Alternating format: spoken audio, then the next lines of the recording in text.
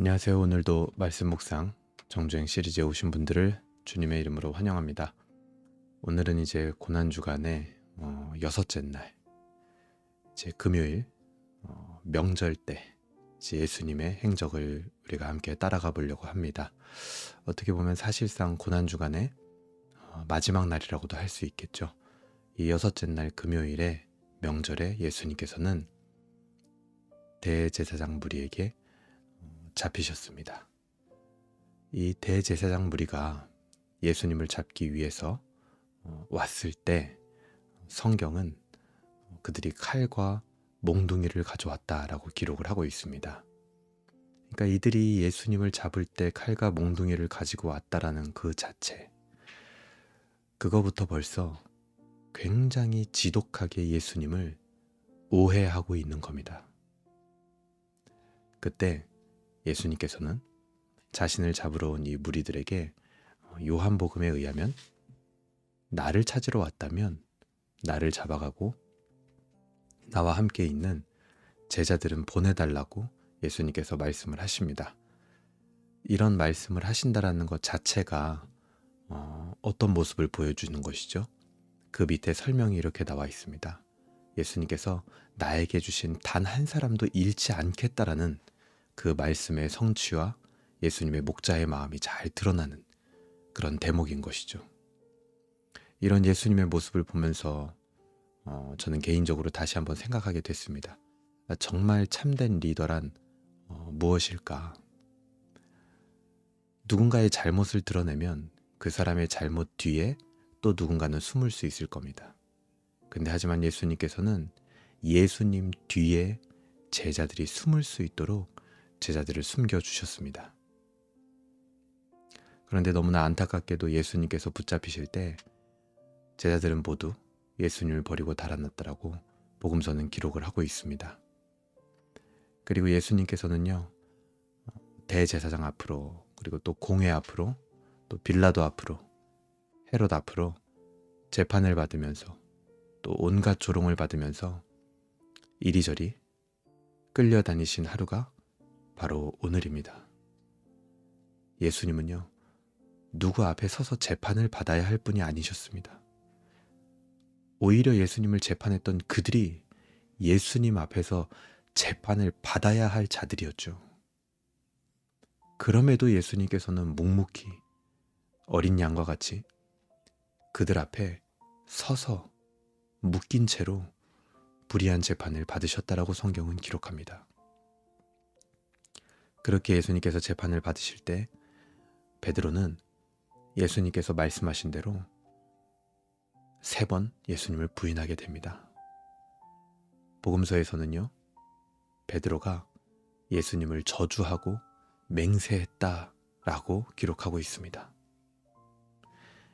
예수님이 재판정에 끌려갔을 때 예수님의 눈을 가리고 머리를 때리면서 누가 때린 것인지 한번 예언해 보라고 했던 그 조롱했던 군병들, 그들이나 예수님을 모른다고 저주하고 맹세한 베드로나 지금 다 똑같은 겁니다. 십자가 앞에 예수님께서는요, 철저히 혼자셨습니다. 로마 군병들도 무리들도 예수님을 조롱했고 제자들도 예수님을 저주하고 맹세했습니다. 그때 그 재판정에서 총독이었던 빌라도가 무리들에게 한 가지 제안을 하게 됩니다. 그 당시에 제 감옥에 갇혀있던 바라바라고 하는 사람이 있었습니다. 그래서 명절 때 오늘날도 우리가 광복절 특사 같은 게 있는 것처럼 이 바라바를 특사로 풀어줄 것인지 아니면 그리스도 예수를 풀어줄 것인지 너희가 선택을 하라고 합니다. 그때 사람들은 이 바라바를 풀어달라고 합니다. 여기에는 굉장히 깊은 의미가 있습니다. 이 바라바의 전체 이름이 사실은 역사적으로 보면 예수 바라바입니다. 이 사람은요, 열심당원으로 이 로마의 폭정에 군사적 항거를 했던 사람이에요. 옛날 우리로 치면 독립운동가 독립투사라고 할 수 있겠죠. 그리고 이 라바라는 이 이름의 뜻 자체가 바가 누구누구의 아들, 아바는 뭐냐면 아버지라는 겁니다. 그러니까 아버지의 아들, 예수라는 거죠. 예수 바라바라는 거는 아버지의 아들 예수. 그러니까 사람들이 이 예수 바라바를 선택했다라는 것은 어떤 의미가 됩니까? 사람들은요, 그들의 모든 문제의 근원이었던 영적인 문제, 죄의 문제를 해결해 주시기 위해서 고난받고 계신 하나님 아버지의 아들 예수 그리스도를 버리고 그들에게 현실적으로 조금 더 괜찮아 보이는, 리더십 있어 보이고 뭔가 한 건 해줄 것 같은 그런 가짜 아버지의 아들 예수 바라바를 선택한 겁니다. 그리고 결국 자신들의 구원자 예수를 자신들의 손으로 못 박기에 이릅니다. 예수님께서는요, 십자가에서도 쓸개즙을 타놓은 마취제 같은 그 포도주를요 입에 대지 않으셨습니다. 십자가의 고통을 온전히 다 받으셨다라는 거죠. 그리고 물과 피를 다 쏟으셨다라고 성경은 기록합니다. 몸에서 물과 피가 다 쏟아져 나왔다라는 것은 의학적으로 볼 때도 극심한 고통에 심장이 압력을 버티지 못하고 터지면 일어나는 현상이라고 합니다. 심장이 터지기까지 그의 백성들을 사랑하신 예수님, 그 사랑이 우리를 구원에 이르게 한 사랑입니다. 그 예수 그리스도의 처참한 고통과 죽음과 사랑 앞에 누가 예수를 구주로 고백하고 있습니까? 오늘 이 여섯째 날의 행적을 쫓아가다 보면 예수님을 구주로 고백하는 사람들이 있는데요. 먼저는 무명의 백부장 한 사람, 이방인이 예수님을 구주로 고백합니다. 그리고 멀리서 지켜보던 여인들, 그들은 예수님을 정말 구주로 믿었던 것 같아요. 최종적으로 예수님 옆에 있었던 건 이방인과 여인들. 이 모든 일을 행하시고 가장 작은 자들의 입술을 통하여 구주라고 고백받으시는 예수님의 모습이 나타나는 것입니다.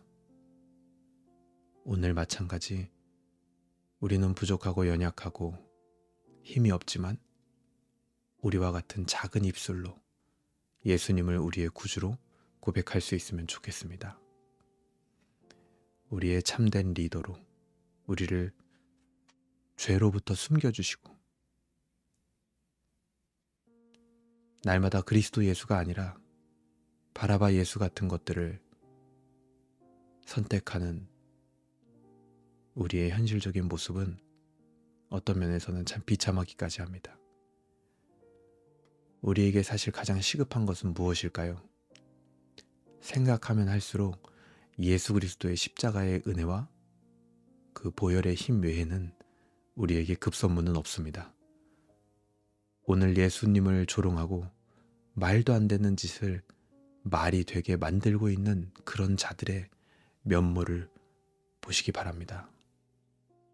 십자가의 은혜와 보혈의 힘이 우리를 덮지 않으면 우리도 그들과 동일할 뿐입니다. 이 복음은요, 100번, 1000번을 이야기해도 부족합니다. 신앙의 성숙도를 떠나서 언제나 들어야 하는 게 바로 이 십자가의 복음입니다. 신앙과 나이의 연수를 떠나서 언제나 우리의 마음을 벅차오르는 감격으로 채우는 것이 바로 예수 그리스도의 십자가의 은혜입니다. 오늘 이 아침은 눈을 감고 우리가 조용히 한번 생각해 볼 수 있으면 좋겠습니다. 이 십자가와 부활이 도대체 나에게 무엇인지. 그때 우리는 떨리는 마음과 떨리는 손으로 성찬에 참여하는 놀라운 은혜와 임재 가운데 거하게 될 것입니다. 이 고난주간 우리가 종려주일부터 오늘 여섯째 날까지 이렇게 매일 아침 예수님의 행적을 쫓아가며 묵상을 했는데요. 이 고난주간의 은혜가 십자가에서 정점을 이룬 것처럼 이번 주간 우리가 생각하며 묵상했던 은혜가 우리의 일생을 가득 채우길 주님의 이름으로 소망합니다. 오늘 하루도 예수 바라바가 아니라 그리스도 예수를 나의 주님으로 모시는 하루가 되길 바랍니다. 감사합니다.